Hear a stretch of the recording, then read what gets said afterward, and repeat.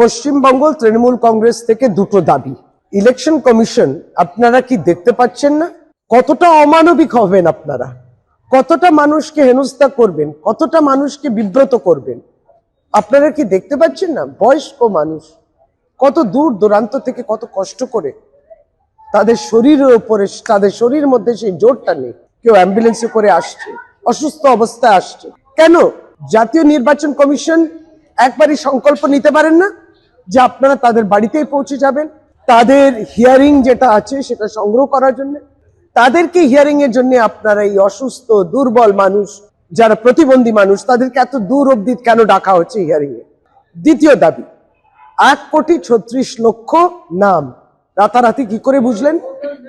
Logical discrepancies কোন যন্ত্রে আর কোন টেকনোলজিতে এটা আপনারা বুঝতে পারলেন? কোন খাতে লজিক্যাল ডিসক্রিপেন্সিস? এই ডেটাটা পরিষ্কার ভাবে স্বচ্ছতা আনতে হবে, আপনাদেরকে আমাদের পলিটিক্যাল পার্টিগুলোকে জানাতে হবে। 1,36,00,000 মানুষকে হিয়ারিং এ ডাকা হচ্ছে, কোন খাতে এই ডেটা দরকার? দাবি সর্বভারতীয় তৃণমূল কংগ্রেসের।